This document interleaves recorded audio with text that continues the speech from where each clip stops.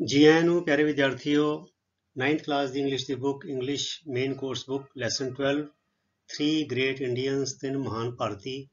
ਇਸ ਲੈਸਨ ਦੀ grammar exercises ਇਸ video 'ਚ ਕਰਨ ਜਾ ਰਹੇ ਹਾਂ। ਸੋ ਨੋਟਬੁੱਕ ਅਤੇ ਪੈਨ ਲੈ ਲਓ, ਆਨਸਰਸ ਨੂੰ ਨੋਟ ਡਾਊਨ ਕਰ ਲਓ, ਐਕਸਪਲੇਨੇਸ਼ਨ ਨੂੰ ਧਿਆਨ ਦੇ ਨਾਲ ਸੁਣੋ ਤੇ ਮਗਰੋਂ ਦੀ ਇਹਨਾਂ ਐਕਸਰਸਾਈਜ਼ਸ ਨੂੰ ਬਿਨਾਂ ਦੇਖੇ ਘੱਟ ਤੋਂ ਘੱਟ ਇੱਕ ਵਾਰੀ ਆਪਣੇ ਆਪ ਕਰਨ ਦਾ ਅਭਿਆਸ ਜ਼ਰੂਰ ਕਰੋ। ਸੋ ਸ਼ੁਰੂ ਕਰੀਏ।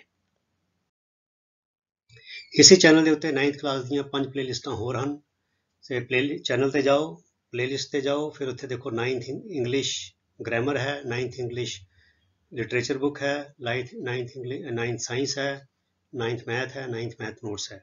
ਸੋ ਉਹ ਵਿਸ਼ਿਆਂ ਦੀ ਵੀਡੀਓਜ਼ ਵੀ ਤੁਸੀਂ ਉੱਥੇ ਜਾ ਕੇ ਦੇਖ ਸਕਦੇ ਹੋ। ਸੋ ਪਹਿਲਾ ਪਾਰਟ ਹੈ look at the following sentence. ਹੇਠ ਲਿਖੇ ਸੈਂਟੈਂਸ ਵੱਲ ਦੇਖੋ।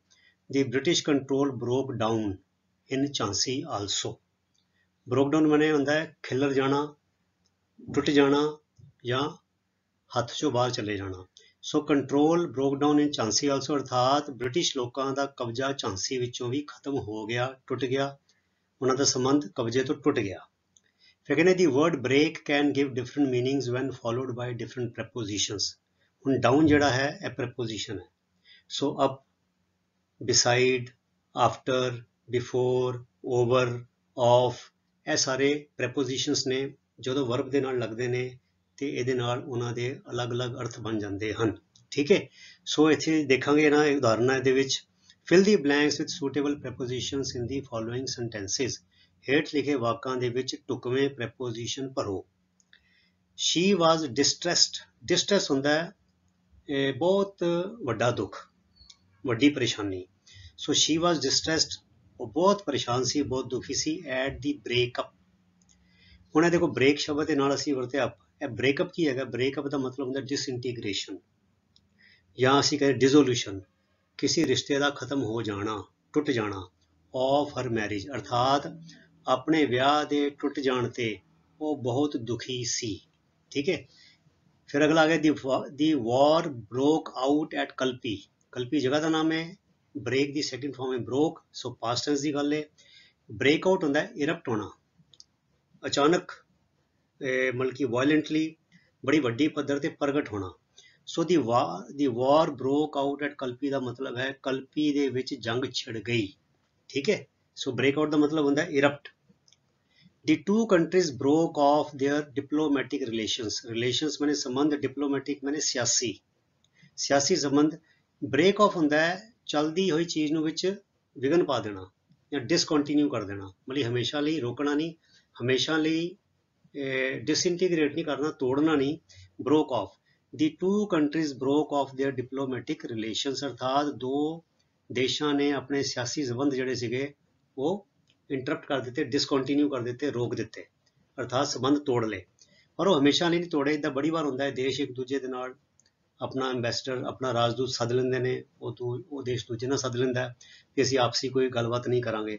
ਫਿਰ ਮੁੜ ਕੇ ਮਾਹੌਲ ਸੁਹਾਵਾਂ ਹੁੰਦਾ ਤੇ ਮੁੜ ਕੇ ਫਿਰ ਉਹ ਠੀਕ ਹੋ ਜਾਂਦਾ ਹੈ, ਜਿੱਦਾਂ ਇੰਡੀਆ ਪਾਕਿਸਤਾਨ ਵਿੱਚ ਬੜੀ ਵਾਰ ਇੱਦਾਂ ਹੋਇਆ। ਠੀਕ ਹੈ। We have been working since long ਅਰਥਾਤ ਅਸੀਂ ਬਹੁਤ ਦੇਰ ਤੋਂ ਕੰਮ ਕਰਦੇ ਆ ਰਹੇ ਹਾਂ। Let's break. ਲੈਟਸ ਬ੍ਰੇਕ ਮੈਨੇ ਲੈਟਸ ਸਟਾਪ, ਮਤਲਬ ਕਿ ਇਹ ਕੰਮ ਨੂੰ ਰੋਕ ਦਈਏ। ਕਾਹਦੇ ਲਈ? ਫॉर ਲੰਚ ਅਰਥਾਤ ਦੁਪਹਿਰ ਦੇ ਖਾਣਾ ਖਾਣ ਲਈ ਆਓ ਹੁਣ ਥੋੜਾ ਬ੍ਰੇਕ ਲੈ ਲਈਏ, ਵਕਫਾ ਲੈ ਲਈਏ, ਕੰਮ ਨੂੰ ਰੋਕ ਦਈਏ ਤੇ ਪ੍ਰਸ਼ਾਦਾ ਪਾਣੀ ਛਕ ਲਈਏ। ਸੋ ਇਸ ਤਰ੍ਹਾਂ ਬੱਚੋ ਤੁਸੀਂ ਦੇਖੋਗੇ ਇਹਦਾ ਅਪ ਆਇਆ, ਆਊਟ ਆਇਆ, ਆਫ ਆਇਆ ਤੇ ਫॉर ਆਇਆ ਤੇ ਇਹਦੇ ਨਾਲ ਮਤਲਬ ਅਲੱਗ-ਅਲੱਗ ਹੋ ਗਏ। ਇਹ ਸਾਰੇ ਤੁਹਾਨੂੰ ਯਾਦ ਕਰਨੇ ਪੈਣਗੇ। ਇਹਦਾ ਇੱਕੋ ਹੀ ਤਰੀਕਾ ਹੈ। ਪ੍ਰੈਪੋਜੀਸ਼ਨਲ ਵਰਬਸ ਜਿਹੜੀਆਂ ਹੁੰਦੀਆਂ, ਜਿਹੜੇ ਹੈ ਪ੍ਰੈਪੋਜੀਸ਼ਨਲ ਫਰੇਜ਼ਿਸ ਹੁੰਦੇ ਨੇ, ਇਹਨਾਂ ਨੂੰ ਕੰਠ ਕਰਨਾ ਪਏਗਾ, ਬਾਰ-ਬਾਰ ਪੜ੍ਹਨਾ ਪਏਗਾ। ਇਹਦਾ ਇਹੀ ਤਰੀਕਾ ਹੈ। So similar is the case with the word fall. ਕਹਿੰਦੇ ਜਿਹੜਾ ਸ਼ਬਦ ਫਾਲ ਹੈਗਾ ਇਹ ਵੀ ਵਰਬ ਹੈਗੀ ਹੈ, ਇਹਦੀ ਵੀ ਇਹੀ ਕਹਾਣੀ ਹੈਗੀ ਹੈ। ਇੱਦਾਂ ਦੇ ਬਹੁਤ ਸਾਰੀ ਵਰਬਸ ਹੈਗੀਆਂ ਨੇ ਬੱਚਿਓ, ਜਿਹਦਾ put out, put off, turn out, turn off ਤੇ ਕਿੰਨੇ ਹੀ ਸਾਰੇ ਹੈਗੇ ਨੇ। ਠੀਕ ਹੈ। So the population growth has fallen by 5% ਅਰਥਾਤ ਆਬਾਦੀ ਦੇ ਵਾਧੇ ਦੀ ਜੋ ਦਰ ਹੈ ਉਹ 5% ਡਿੱਗ ਗਈ ਹੈ, ਘਟ ਗਈ ਹੈ। ਅਰਥਾਤ ਪਿਛਲੇ ਸਾਲ ਜ਼ਿਆਦਾ ਸੀ, ਹੁਣ 5% ਘਟ ਹੈ। ਠੀਕ ਹੈ। Fallen by. Anju fall flat on her face. Fall flat ਹੁੰਦਾ ਧੜਮ ਕਰਕੇ ਥੱਲੇ ਡਿੱਗਣਾ, ਕੋਲੈਪਸ ਹੋ ਜਾਣਾ। ਔਨ ਹਰ ਫੇਸ ਮਤਲਬ ਕਿ ਮੂੰਹ ਭਾਨੇ। ਅੰਜੂ ਮੂੰਹ ਭਾਨੇ ਧੜਮ ਕਰਕੇ ਥੱਲੇ ਡਿੱਗੀ। ਠੀਕ ਹੈ। So Romeo fell in love. Fall in love होंदा प्यार हो जाना, with Juliet at first sight पहली नज़रे, अर्थात रोमियो दा पहली नज़र विच ही जूलीएट नाल प्यार हो गया। सो असीं कहते हैं प्यार हो गया, अंग्रेजी च क्या जाता है फेल इन लव, ठीक है। फिर कहते राइट एन एसे, अर्थात निबंध लिखो ऑन, किस विषय ते, यह विषय इनवर्टेड कॉमा विच हैगा the rise and fall of the Mughal umpire. इत्थे फॉल दा मतलब की है, राइज दा मतलब चढ़त, फॉल मैंने खात्मा केदा ऑफ द मुगल अंपायर, अर्थात मुगल साम्राज दी चढ़त ਅਤੇ ਖਾਤਮੇ ਦੇ ਉੱਤੇ ਵਿਸ਼ੇ ਉੱਤੇ ਨਿਬੰਧ ਲਿਖੋ, ਠੀਕ ਹੈ। ਸੋ ਇੱਥੇ ਫॉल ਜਿਹੜਾ ਹੈ ਬੱਚਿਓ ਇੱਕ ਕਿਸਮ ਦਾ ਨਾउन ਹੈਗਾ, ਰਾਈਜ਼ ਵੀ ਇੱਥੇ ਕੀ ਹੈਗਾ ਨਾउन ਹੈਗਾ, ਰਾਈਜ਼ ਮੈਨੇ ਚੜ੍ਹਤ, ਫॉल ਮੈਨੇ ਖਾਤਮਾ। ਝਾਂਸੀ ਫੈਲ ਟੂ ਦੀ ਬ੍ਰਿਟਿਸ਼, ਫॉल ਟੂ ਹੁੰਦਾ ਹੈ ਮਤਲਬ ਕਿ ਹਾਰ ਜਾਣਾ ਜਾਂ ਖਤਮ ਹੋ ਜਾਣਾ, ਉਹਦੇ ਕਬਜ਼ੇ 'ਚ ਆ ਜਾਣਾ। ਸੋ ਝਾਂਸੀ ਫੈਲ ਟੂ ਦੀ ਬ੍ਰਿਟਿਸ਼, ਅਰਥਾਤ ਬ੍ਰਿਟਿਸ਼ ਲੋਕਾਂ ਨੇ ਝਾਂਸੀ ਨੂੰ ਡੇਗ ਦਿੱਤਾ, ਜਾਂ ਝਾਂਸੀ ਜਿਹੜੀ ਸੀਗੀ ਉਹ ਬ੍ਰਿਟਿਸ਼ ਦੇ ਕਬਜ਼ੇ ਵਿੱਚ ਆ ਗਈ, ਜਾਂ ਝਾਂਸੀ ਬ੍ਰਿਟਿਸ਼ ਮੋਰੇ ਹਾਰ ਗਈ, ਠੀਕ ਹੈ। ਇੱਥੇ ਝਾਂਸੀ ਉਹ ਹੈ ਮਤਲਬ ਕਿ ਕਿਲਾ ਹੈਗਾ, ਉਹ ਇਲਾਕਾ, ਅਰਥਾਤ ਇਹਦਾ ਮਤਲਬ ਕਿ ਬ੍ਰਿਟਿਸ਼ ਨੇ ਝਾਂਸੀ ਉੱਤੇ ਕਬਜ਼ਾ ਕਰ ਲਿਆ, ਠੀਕ ਹੈ। ਝਾਂਸੀ ਫੈਲ ਟੂ ਦਾ ਬ੍ਰਿਟਿਸ਼, ਝਾਂਸੀ ਮਤਲਬ ਕਿ ਬ੍ਰਿਟਿਸ਼ ਮੋਰੇ ਹਾਰ ਗਈ। ਹੀ ਫੈਲ ਆਫ ਐਂਡ ਵੂੰਡਿਡ ਹਿਜ਼ ਲੈਗ, ਵੂੰਡ ਜੇ ਨਾउन ਹੋਵੇ ਜ਼ਖਮ, ਤੇ ਵੂੰਡ ਫੱਟੜ ਹੋਣਾ, ਵੂੰਡਿਡ ਫੱਟੜ ਕਰਤਾ ਜਾਂ ਫੱਟੜ ਹੋ ਗਿਆ, ਹਿਜ਼ ਲੈਗ ਆਪਣੀ ਲੱਤ ਨੂੰ। ਆਫ ਡਬਲ ਐਫ ਜਿਹੜੇ ਹੁੰਦਾ ਬੱਚੋ ਸੈਪਰੇਸ਼ਨ ਦਾ ਪ੍ਰਤੀਕ ਹੁੰਦਾ ਹੈ, ਕਿਸੇ ਚੀਜ਼ ਤੋਂ ਕਿਸੇ ਚੀਜ਼ ਦਾ ਜੁਦਾ ਹੋਣ ਦਾ ਪ੍ਰਤੀਕ ਹੁੰਦਾ ਹੈ। ਫॉल ਮੈਨੇ ਡਿੱਗਣਾ ਹੁੰਦਾ ਹੈ, ਤੇ ਫॉल ਆਫ ਮੈਨੇ ਕਿਸੇ ਉੱਚੀ ਥਾਂ ਤੋਂ ਜਾਂ ਕਿਸੇ ਇੱਕ ਥਾਂ ਤੋਂ ਦੂਜੀ ਥਾਂ ਤੇ ਡਿੱਗਣਾ। ਸੋ ਹੀ ਫੈਲ ਆਫ, ਅਰਥਾਤ ਉਹ ਕਿਸੇ ਹੁਣ ਇੱਥੇ ਜ਼ਿਕਰ ਨਹੀਂ ਹੈਗਾ, ਹੀ ਫੈਲ ਆਫ ਦਾ ਟੇਬਲ ਵੀ ਹੋ ਸਕਦਾ ਹੈ, ਹੀ ਫੈਲ ਆਫ ਦੀ ਵਾਲ ਵੀ ਹੋ ਸਕਦਾ ਹੈ, ਹੀ ਫੈਲ ਆਫ ਦੀ ਕਲਿਫ ਵੀ ਹੋ ਸਕਦਾ ਹੈ, ਹੀ ਫੈਲ ਆਫ ਦੀ ਰੂਫ ਵੀ ਹੋ ਸਕਦਾ ਹੈ। ਸੋ ਕਿਸੇ ਉੱਚੀ ਥਾਂ ਤੋਂ ਕਿਸੇ ਥਾਂ ਤੋਂ ਡਿੱਗਿਆ, ਹੀ ਫੈਲ ਆਫ ਐਂਡ ਵੂੰਡਿਡ ਹਿਜ਼ ਲੈਗ, ਅਤੇ ਆਪਣੀ ਲੱਤ ਨੂੰ ਸੱਟ ਲਵਾ ਲਈ, ਲੱਤ ਨੂੰ ਫੱਟੜ ਕਰ ਲਿਆ। ਫਿਰ ਆ ਗਿਆ part 2, fill in the blanks with the articles A and ਦੀ। ਇਹ ਬੱਚੋ ਡਿਟਰਮੀਨਰ ਹੁੰਦੇ ਨੇ, ਆਰਟੀਕਲਸ ਕਹਿੰਦੇ ਆ ਏ ਐਂਡ ਦੀ। ਦੀ ਹੁੰਦਾ ਡੈਫੀਨਿਟ ਆਰਟੀਕਲ, ਏ ਹੋਰ ਐਨ ਹੁੰਦਾ ਇਨਡੈਫੀਨਿਟ ਆਰਟੀਕਲ। ਸੋ ਏ ਹੋਰ ਐਨ ਹਮੇਸ਼ਾ ਇੱਕ ਦਾ ਪ੍ਰਤੀਕ ਹੁੰਦਾ ਹੈ, ਤੇ ਦੀ ਕਿਸੇ ਖਾਸ ਦਾ ਪ੍ਰਤੀਕ ਹੁੰਦਾ ਹੈ। ਸੋ ਦੀ ਹੋਰ ਵੀ ਬਹੁਤ ਸਾਰੀ ਗੱਲਾਂ ਨੇ ਜਿਹੜੀਆਂ ਤੁਸੀਂ ਹੋਰ ਐਕਸਰਸਾਈਜ਼ ਵਿੱਚ ਦੇਖੀਆਂ ਹੋਣਗੀਆਂ। ਆਓ ਦੇਖਦੇ ਹਾਂ, ਪੜ੍ਹਦੇ ਹਾਂ ਇੱਥੇ। ਇਹ ਮੈਂ ਏ ਹੋਰ ਐਨ ਦਾ ਮਾੜਾ ਜਿਹਾ ਦੱਸਦਾ ਬੱਚਿਓ। ਏ ਹੋਰ ਐਨ ਤੁਹਾਨੂੰ ਜਿੱਦਾਂ ਦੱਸਿਆ ਹੈ ਕਿ ਇਹ ਇੱਕ ਦਾ ਪ੍ਰਤੀਕ ਹੁੰਦਾ ਹੈ, ਠੀਕ ਹੈ। ਤੇ ਇਹ ਜ਼ਿਆਦਾਤਰ ਕਿਹਦੇ ਮੋਹਰੇ ਲੱਗਦਾ ਹੈ, ਇਹ ਨਾउन ਦੇ ਮੋਹਰੇ ਲੱਗਦਾ ਹੈ, ਉਹ ਵਾਲੇ ਨਾउन ਜਿਹੜੇ ਕਾਊਂਟੇਬਲ ਹੁੰਦੇ ਨੇ, ਜਿਨ੍ਹਾਂ ਨੂੰ ਗਿਣਿਆ ਜਾ ਸਕਦਾ ਹੈ, ਤੇ ਜਿਹੜੇ ਇੱਕ ਵਚਨ ਹੁੰਦੇ ਨੇ। ਤੇ ਹੁਣ ਕਿੱਥੇ ਏ ਲਗਾਉਣਾ ਕਿੱਥੇ ਐਨ ਲਗਾਉਣਾ, ਇਹਦਾ ਬੜਾ ਸੌਖਾ ਤਰੀਕਾ ਹੈ। ਜੇ ਨਾउन ਇੱਕ ਵਚਨ ਹੈ, ਕਾਊਂਟੇਬਲ ਹੈ, ਉਹਨੂੰ ਤੁਸੀਂ ਪੰਜਾਬੀ 'ਚ ਉੱਦਾਂ ਹੀ ਅੰਗਰੇਜ਼ੀ ਦੇ ਸ਼ਬਦ ਨੂੰ ਦੇਖੋ ਕਿੱਦਾਂ ਲਿਖੋਗੇ। ਤੇ ਜੇ ਤੇ ਊੜਾ ਐੜਾ ਈੜੀ ਤੋਂ ਸ਼ੁਰੂ ਹੁੰਦਾ ਹੈ, ਫੇਰ ਤੇ ਲੱਗੇਗਾ ਐਨ। ਤੇ ਜੇ ਊੜਾ ਐੜਾ ਈੜੀ ਤੋਂ ਸ਼ੁਰੂ ਨਾ ਹੋ ਕੇ ਜਿਹੜੇ ਵਿਅੰਜਕ ਹੈਗੇ ਨੇ ਉਹਨਾਂ ਤੋਂ, ਸੱਸੇ ਹਾਏ ਤੋਂ, ਕੱਕਾ ਖੱਖਾ ਤੋਂ ਲੱਗਦਾ ਸ਼ੁਰੂ ਹੁੰਦਾ, ਤੇ ਫਿਰ ਉੱਥੇ ਏ ਲੱਗੇਗਾ, ਠੀਕ ਹੈ। ਹੁਣ ਦੇਖੋ ਇੱਥੇ ਤੁਹਾਨੂੰ ਪਤਾ ਲੱਗ ਜਾਏਗਾ। Rabindranath Tagore is the most, ਜਦੋਂ ਬੱਚਾ ਹੁਣ ਮੋਸਟ ਕੀ ਹੈਗਾ, ਸੁਪਰਲੇਟਿਵ ਹੈਗਾ। ਜਦੋਂ ਮੋਸਟ ਆਵੇ, ਬੈਸਟ ਆਵੇ, ਬਿਗੈਸਟ ਆਵੇ, ਲਾਰਜੈਸਟ ਆਵੇ, ਟਾਲੈਸਟ ਆਵੇ, ਸਮੋਲੈਸਟ ਆਵੇ, ਤੇ ਉਹਦੇ ਮੂਹਰੇ ਦੀ ਲੱਗਦਾ ਹੈ ਹਮੇਸ਼ਾ। So Rabindranath Tagore is the most famous man of letters. Man of letters ਹੁੰਦਾ ਵਿਦਵਾਨ, ਅਰਥਾਤ ਰਵਿੰਦਰਨਾਥ ਟੈਗੋਰ ਲਿਖਾਰੀ ਵੀ ਕਹਿ ਸਕਦੇ ਹਾਂ, ਵਿਦਵਾਨ ਵੀ ਕਹਿ ਸਕਦੇ ਹਾਂ, ਮੈਨ ਆਫ ਲੈਟਰਸ। ਸਭ ਤੋਂ ਮਸ਼ਹੂਰ ਵਿਦਵਾਨ ਹਨ, ਲਿਖਾਰੀ ਹਨ। ਹਿਜ਼ ਲਿਟਰਰੀ ਪ੍ਰੋਡਕਸ਼ਨ, ਲਿਟਰਰੀ ਮੈਨੇ ਸਾਹਿਤਕ, ਪ੍ਰੋਡਕਸ਼ਨ ਮੈਨੇ ਕੀਤਾ ਹੋਇਆ ਕੰਮ। ਹਿਜ਼ ਲਿਟਰਰੀ ਪ੍ਰੋਡਕਸ਼ਨ ਮਤਲਬ ਕਿ ਉਹਨਾਂ ਦਾ ਜਿਹੜਾ ਕੀਤਾ ਹੋਇਆ ਕੰਮ ਹੈ, ਇਜ਼ ਵਾਸਟ, ਵਾਸਟ ਮੈਨੇ ਬਹੁਤ ਵਿਸ਼ਾਲ। ਐਂਡ ਵੇਰਿਡ, ਵੇਰਿਡ ਮੈਨੇ ਵੰਨ ਸੁਵੰਨਾ, ਅਰਥਾਤ ਉਹਨੇ ਕਈ ਵਿਸ਼ਿਆਂ ਤੇ ਲਿਖਿਆ ਹੈ, ਨਾਟਕ ਵੀ ਲਿਖੇ ਨੇ, ਕਵਿਤਾਵਾਂ ਵੀ ਲਿਖੀਆਂ, ਕਹਾਣੀਆਂ ਵੀ ਲਿਖੀਆਂ। ਹੀ ਇਜ਼ ਅ ਨੋਵਲਿਸਟ, ਉਹ ਨਾਵਲਕਾਰ ਵੀ ਹੈਗੇ ਨੇ। ਐਜ਼ ਵੈਲ ਐਜ਼, ਨਾਲ ਦੇ ਨਾਲ, ਅ ਪਲੇ ਰਾਈਟ, ਇਹ ਦੇਖੋ ਐਨ, ਇਹ ਨੰਨੇ ਤੋਂ ਸ਼ੁਰੂ ਹੋਏਗਾ ਨੋਵਲਿਸਟ। ਜੇ ਮੈਂ ਨੰਨੇ ਤੋਂ ਨੋਵਲਿਸਟ ਨੂੰ ਪੰਜਾਬੀ ਲਿਖਾਂ ਤੇ ਨੋਵਲਿਸਟ ਨੰਨੇ ਤੋਂ ਸ਼ੁਰੂ ਹੁੰਦਾ ਤੇ ਏ ਆਏਗਾ। ਤੇ ਪਲੇ ਰਾਈਟ ਜਿਹੜੇ ਲਿਖਾਂਗਾ ਤੇ ਪੱਪੇ ਤੋਂ ਸ਼ੁਰੂ ਹੋਏਗਾ, ਊੜਾ ਐੜਾ ਈੜੀ ਤੋਂ ਸ਼ੁਰੂ ਨਹੀਂ ਹੁੰਦਾ, ਤੇ ਇੱਥੇ ਏ ਆਏਗਾ, ਠੀਕ ਹੈ। ਹੁਣ ਦੇਖੋ ਇੱਥੇ ਹੀ ਇਜ਼ ਐਨ ਐਜੂਕੇਸ਼ਨਿਸਟ, ਇਹ ਦੇਖੋ ਐਜੂਕੇਸ਼ਨਿਸਟ ਮੈਂ ਕਿੱਦਾਂ ਲਿਖਾਂਗਾ, ਐੜੇ ਤੋਂ, ਐੜੇ ਨੂੰ ਦਲਾਮ, ਹਨਾ, ਐਜੂਕੇਸ਼ਨਿਸਟ, ਇਸ ਕਰਕੇ ਆਏਗਾ ਐਨ, ਕਿਉਂਕਿ ਐਜੂਕੇਸ਼ਨਿਸਟ ਵੀ ਇੱਕ ਵਚਨ ਹੈ, ਨੋਵਲਿਸਟ ਵੀ ਇੱਕ ਵਚਨ ਹੈ, ਪਲੇ ਰਾਈਟ ਵੀ ਇੱਕ ਵਚਨ ਹੈ। ਸੋ ਇੱਥੇ ਇਹ ਆਇਆ, ਇੱਥੇ ਇਹ ਆਇਆ, ਐਜੂਕੇਸ਼ਨਿਸਟ ਦੇ ਮੂਹਰੇ ਆਏਗਾ ਐਨ, ਕਿਉਂਕਿ ਮੈਂ ਜਿਹੜੇ ਐਜੂਕੇਸ਼ਨਿਸਟ ਨੂੰ ਪੰਜਾਬੀ 'ਚ ਲਿਖਾਂਗਾ ਤੇ ਐੜੇ ਤੋਂ ਸ਼ੁਰੂ ਹੁੰਦਾ ਹੈ, ਇਸ ਕਰਕੇ ਆਏਗਾ ਐਨ। ਐਜੂਕੇਸ਼ਨ, ਐਜੂਕੇਸ਼ਨ ਦਾ ਮਤਲਬ ਹੁੰਦਾ ਵਿਦਿਆ, एजुकेशनिस्ट का मतलब है विद्या शास्त्री। So as well as a freedom fighter, freedom मने आज़ादी, फाइटर मने घुलाटिया, फ्रीडम फाइटर हो गया आज़ादी घुलाटिया, तो इत्थे भी फफे तो शुरू होएगा तो इस करके आएगा ए, ठीक है, क्योंकि फ्रीडम फाइटर भी एक वचन है इत्थे। बट अबव ऑल, पर सब तो जिहड़ी शिखरली गल है, पर इन्हां गल्लां तो उपर, ही इज़ अ पोएट, वो एक कवि है। ही इज़ अ ग्रेट, देखो आ पोएट पप्पे तो, आ जी गग्गे तो, क्योंकि रिलीजियस पोएट। ग्रेट जिहड़ा है ਇਹਦਾ एडजैक्टिव है, ਜਦੋਂ नाउन ਦੇ ਮੋਰੇ एडजैक्टिव ਲੱਗ ਜਾਏ ਫਿਰ ਨਾउन ਨੂੰ ਦੇਖਣਾ, ਫਿਰ एडजैक्टिव ਨੂੰ ਦੇਖਣਾ ਹੁੰਦਾ ਹੈ। He is a great religious poet, ਉਹ ਇੱਕ ਮਹਾਨ ਸੰਤ ਕਵੀ ਹੈ। वन ऑफ द ग्रेटेस्ट, देखो ग्रेटेस्ट दी आएगा, ठीक है, जिथे दसे ना greatest, biggest, largest, smallest, brightest, darkest, उत्थे दी लगता है। The greatest, the world over, the world has produced, world एक ही है दुनिया, अर्थात वो एक महान संत कवि है।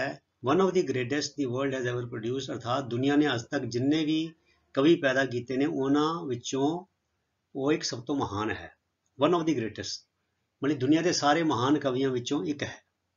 इन 1913 1913 विच he was awarded the Nobel prize, Nobel prize भी यूनीक है, विलखण है, इस करके दी लगेगा।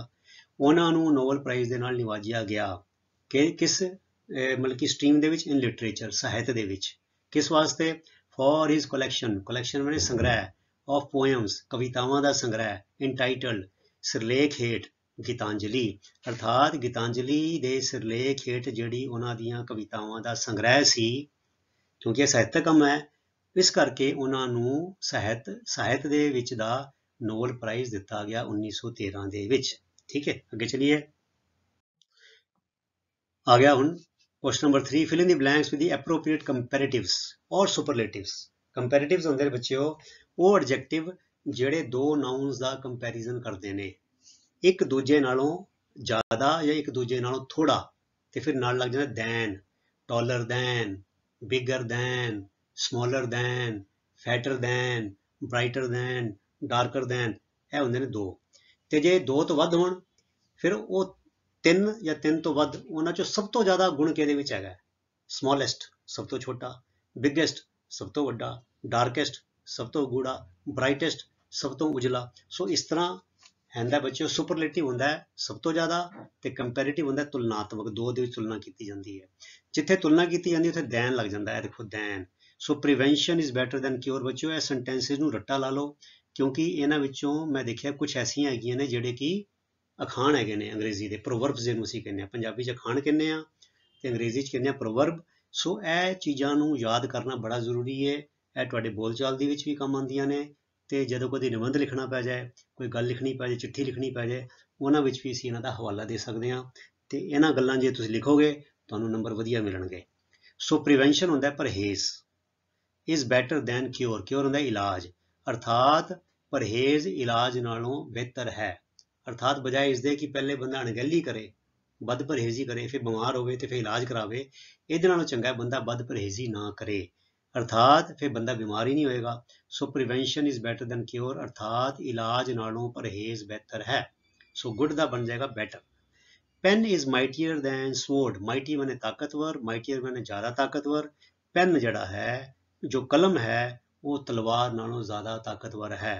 तलवार जिहड़ी है एक दो तीन चार बंदियां नूं खत्म कर सकती है, पर जिहड़ा पेन हैगा वो पूरे दे पूरे समाज दे विच एक तब्दीली लिया सकता है। किवें? विचारां दे नाल, ज्ञान दे नाल, भरम भुलेखे दूर कर सकता है, विग्यानिक सोच नूं प्रफुल्लित कर सकता है, लोकां नूं जागरूक कर सकता है। एक कलम जिहड़ी है वो लिखी हुई गल हज़ारां लखां लोकां तक पहुँचती है, पर वो कम तलवार नहीं कर सकती। नाले तलवार दे नाल असीं विचारां नूं नहीं खत्म कर सकते, उस बंदे नूं खत्म कर सकते हैं, पर सोच नूं खत्म नहीं किया जा सकता।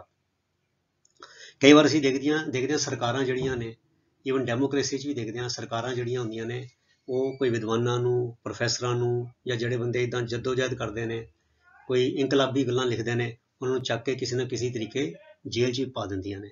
इंडिया च भी इदां हुंदा है, इंडिया च इदां दे कानून ही बने ने UAPA, जिहड़े कि अंग्रेज सरकार ने भारती आज़ादी घुलाटियां वास्ते बनाए सीगे। अज यह बदकिस्मती की गल है कि आज़ाद सरकार जिहड़ी हिंदुस्तान दी है वो अपने इंडियंस वास्ते इहो जिहे कानून वरतदी पई है। So a pen is mightier than the sword, अर्थात कलम विच तलवार नालों ज़्यादा ताकत हुंदी है। Honour is dearer to all than life. Dear मैंने प्यारा या प्यारी, डियर मैंने ज़्यादा प्यारी, ऑनर मैंने अणख, देन लाइफ मैंने जिंदगी, अर्थात टू ऑल मैंने सारिਆਂ ਨੂੰ ਜ਼ਿੰਦਗੀ ਨਾਲੋਂ ਅਣਖ ਜ਼ਿਆਦਾ ਪਿਆਰੀ ਹੁੰਦੀ ਹੈ। ਜ਼ਿਆਦਾਤਰ ਜਿਹੜੇ ਲੋਕ ਅਣਖ ਵਾਲੇ ਹੁੰਦੇ ਨੇ ਉਹ ਆਪਣੀ ਜਾਨ ਤੇ ਗਵਾ ਦਿੰਦੇ ਨੇ, ਪਰ ਉਹ ਕਿਸੇ ਦੀ ਈਨ ਨਹੀਂ ਮੰਨਦੇ, ਠੀਕ ਹੈ ਨਾ। ਸੋ ਅੱਗੇ ਹੈਗਾ ਵਰਡਸਵਰਥ ਕਵੀ ਦਾ ਨਾਮ ਹੈਗਾ, ਵਾਜ਼ ਦੀ ਗ੍ਰੇਟੈਸਟ। ਹੁਣ ਦੇਖੋ ਗ੍ਰੇਟੈਸਟ ਆ ਗਿਆ ਨਾ, ਨਾਲੇ ਇੱਥੇ ਦੀ ਵੀ ਲੱਗਾ, ਪਹਿਲੇ ਦੀ ਲੱਗਾ ਹੋਇਆ। ਸੋ ਜਿੱਥੇ ਦੀ ਲੱਗਿਆ ਉੱਥੇ ਤੇ ਗ੍ਰੇਟੈਸਟ ਲੱਗ ਹੀ ਜਾਏਗਾ, ਸਾਨੂੰ ਸੌਖਾ ਹੋ ਜਾਏਗਾ। ਜਿੱਥੇ ਦੈਨ ਲੱਗਾ ਹੋਵੇ ਬੱਚਿਓ, ਦੈਨ, ਦੇਖੋ ਇੱਥੇ ਦੈਨ ਆਏ ਤੇ ਗੁੱਡ ਦਾ ਬੈਟਰ, ਮਾਈਟੀ ਦਾ ਮਾਈਟੀਅਰ ਤੇ ਡੀਅਰ ਦਾ ਡੀਅਰਰ, ਇਹ ਨਿਸ਼ਾਨੀ ਹੈ। ਜਿੱਥੇ ਦੈਨ ਆ ਜਾਏਗਾ ਉੱਥੇ ਕੰਪੈरेटिव ਐਡਜੈਕਟਿਵ ਯੂਜ਼ ਹੋਏਗਾ, ਤੇ ਜਿੱਥੇ ਦੀ ਆ ਜਾਏ ਉਹਦੇ ਮਗਰ ਸੁਪਰਲੇਟਿਵ ਯੂਜ਼ ਹੋਏਗਾ। So Wordsworth was the greatest nature poet. Nature मैंने कुदरत, पोएट मैंने कवि, अर्थात कुदरत बारे लिखण वाला कवि सब तो महान वर्ड्सवर्थ सी। बिल गेट्स इज दी, देखो फिर दी आ गया ना, दी रिचेस्ट, सब तो अमीर ऑफ द वर्ल्ड टुडे, अर्थात अज दी दुनिया दा बिल गेट्स सब तो ज्यादा अमीर आदमी है। आखिरी आ गया, it is easier to preach than, देखो दैन है ना, सो ईजी दा बन गया ईजियर, ज्यादा आसान, दैन टू प्रैक्टिस, प्रैक्टिस होंदा है अमल विच लियाना, प्रीच होंदा है प्रचार करना, उपदेश देने, दूजे नूं सलाहां देनियां।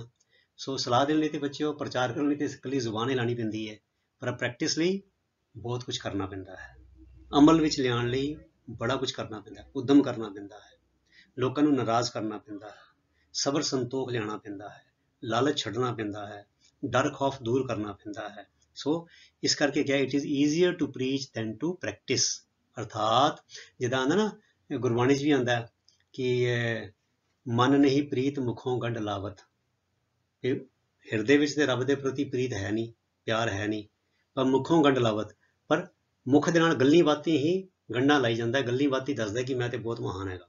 सो गल्लां बातां नाल नहीं हुंदा, जिन मन होर मुख होर से कांडे कच्चियां, जिन्हां दे मन विच कुछ होर है, दिल विच कुछ होर है, उन्हां नूं कच्चियां दी गिणती विच रखिया जांदा है। So it is easier to preach than to practise, अर्थात अमल विच लियाण नालों